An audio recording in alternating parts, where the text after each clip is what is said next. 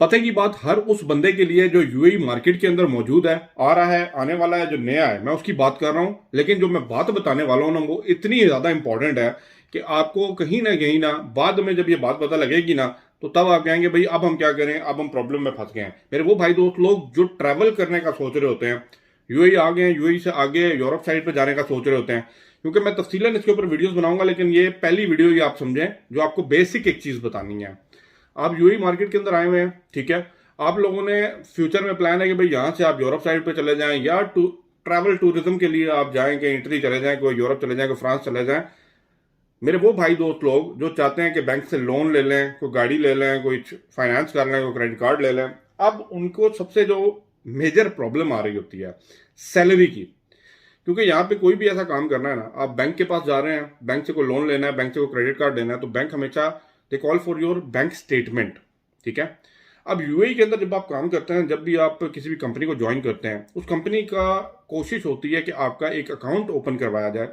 मेरी बात जरा गौर से समझिएगा, जब भी आप यूएई के अंदर आते हैं, यहाँ पे जब भी सैलरी पे लीगल तरीके से की जाती है ना, उसे कहते हैं WPS, वेज प्रोटेक्शन सिस्टम होता है, ठीक है। उसके थ्रू जो है गवर्नमेंट देख रही होती है कि ये कंपनी, फलाना कंपनी, इस एम्प्लॉय को इतना पैसा इसके एज पर द एग्रीमेंट जो मिनिस्ट्री के अंदर साइन हुआ हुआ है पे कर रही है या नहीं कर रही। अगर नहीं करेगी तो कंपनी के ऊपर एक्शन हो जाएगा। मेरी बात समझें, तो ये एक तरह का प्रोटेक्शन दी हुई है कोई भी एम्प्लॉय यहाँ पे जो काम कर रहा है उसके लिए। लेकिन बहुत से मेरे भाई दोस्त लोग अभी देख रहे होंगे, कहेंगे हमें तो इस सीन का पता ही नहीं है, क्योंकि वो जंतर मंतर वाली कंपनी में काम कर रहे हैं, 2 नंबर तरीके से काम कर रहे हैं, उनकी कंपनी भी बोगस है और वो खुद भी किसी ना किसी दिन मारे जाएंगे। उस चीज को साइड पे रखें, मेन मुद्दे पे आए। अब आप लोगों ने जो है यहाँ पे एक कंपनी का आपका अकाउंट ओपन करेंगे, WPS अकाउंट। वो जब अकाउंट ओपन किया जाता है उसके साथ एक डेबिट कार्ड आ जाता है, वो डेबिट कार्ड आपको दे दिया जाता है कंपनी द्वारा, ठीक है। उस डेबिट कार्ड में क्या होता है कि हर महीने फलाना तारीख को आपकी सैलरी आती है, आप जाके उस डेबिट कार्ड को मारते हैं किसी एक ATM में और अपनी सैलरी निकाल लेते हैं। लेकिन उस अकाउंट के अंदर आप डिपॉजिट नहीं कर सकते। आप बैंक स्टेटमेंट बेशक कॉल कर लें, आपको मिलेगी वो डिपॉजिट और विड्रॉल आएगा। लेकिन अगर आप सोच रहे हैं ना, प्लान कर रहे हैं, अब होता क्या है, जितने भी हम, किसी की 1500 है, किसी की 2000 है, किसी की 3000 है, 4000 है, अब वो सैलरी जब डिपॉजिट होती है तो ऑब्वियसली जब मंथ एंड होगा तो हमें कुछ ना कुछ चाहिए, तो हम तकरीबन सारी ही निकाल लेते हैं। उसमें सेविंग करना जो है ना, या पैसे डालना, शो मनी करवाना, वो ईजी नहीं होता, क्योंकि आप डिपॉजिट नहीं कर सकते वहां पे। तो that is called WPS salary transfer account.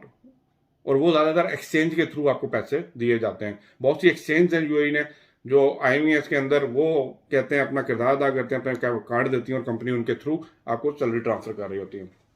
अब मेरे भाई दोस्त लोग जो प्लान कर रहे हैं कहीं पे, कहते हैं ना कि ट्रैवल करने का, यूरोप साइड पे कहीं पे भी वीजा लगवाने का सोच रहे हैं, वीजे के ऊपर अलग वीडियो बनाऊंगा, लेकिन उनको सबसे जो मेजर चीज चाहिए होती है, बैंक स्टेटमेंट चाहिए होती है, ठीक है। ये समझ लें कि बैकबोन ऑफ योर रिक्वायरमेंट।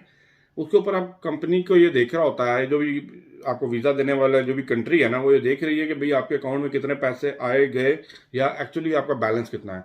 अब या तो ये हो कि आपका WPS की आपने बैंक स्टेटमेंट निकाली है, उसके अंदर कोई 10,000 dirham 20,000 dirham कुछ जमा हो गए हैं, तो वेल एंड गुड नहीं है, लेकिन ये नहीं चलता। आपका करंट अकाउंट आपने ओपन करना है। अब मैं एडवाइस जो आपको देने वाला हूँ, करंट अकाउंट का जो IBN नंबर होता है ना, वो आपने कंपनी को प्रोवाइड करना है, और कंपनी को कहना है कि भाई आप WPS और सैलरी अकाउंट में नहीं, मेरे करंट अकाउंट में आप मेरी सैलरी डाल दीजिए तो ज़्यादा बेहतर रहेगा।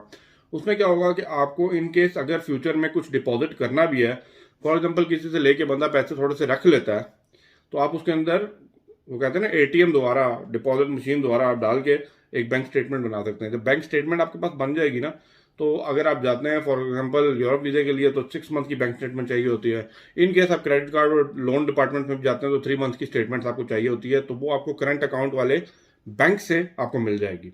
मेरी बात समझें। लेकिन अगर आपका WPS वाला अकाउंट होगा तो वहां से आप उस तरह की स्टेटमेंट नहीं निकाल सकते, और जब आप लोन लेने जाएंगे, गाड़ी लेने जाएंगे, तो फिर आपका मसला बन जाएगा। फिर आप किसी और बंदे को ढूंढते फिरेंगे भाई जिसका करंट अकाउंट है और जो अपना, कहते हैं ना, बैंक स्टेटमेंट प्रॉपरली निकाल के दे सकता है, तो उसके थ्रू उसके नाम पे हम इशू करवा लें। क्योंकि ये बहुत सी बड़ी प्रॉब्लम मैंने देखी है, यहाँ पे लोग फेस कर रहे होते हैं सिर्फ इसलिए क्योंकि जब वो नए आ जाते हैं उनको लगता है कि भाई बैंक अकाउंट ओपन हो गया। एक्चुअली वो बैंक अकाउंट WPS अकाउंट होता है, सिर्फ डिपॉजिट अकाउंट होता है, और डिपॉजिट वो कंपनी ही कर सकती है, आप सिर्फ विड्रॉल कर सकते हैं। मेरी बात समझें।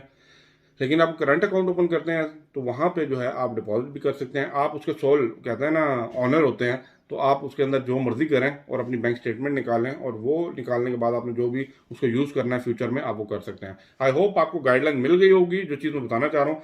बट इन फ्यूचर मैं आपको अपकमिंग डेज के अंदर कुछ यूरोप के वीज़े के बारे में बताऊँगा, क्योंकि मैं खुद भी ट्रैवल कर रहा हूँ, बहुत से भाई पूछ भी रहे हैं। उसके ऊपर बात की जाएगी, स्कैंडिनेवियन वीज़े पे बात की जाएगी, रशियन वीज़े के ऊपर भी बात की जाएगी, और साथ ही जो टॉपिक्स चल रहे हैं यूएई के अंदर इसके ऊपर तो साथ लगे रहें। मिलते हैं अगले ब्लॉग में, यहाँ पे कुछ भी हो सकता है। मिलते हैं अगले ब्लॉग में, बाय बाय।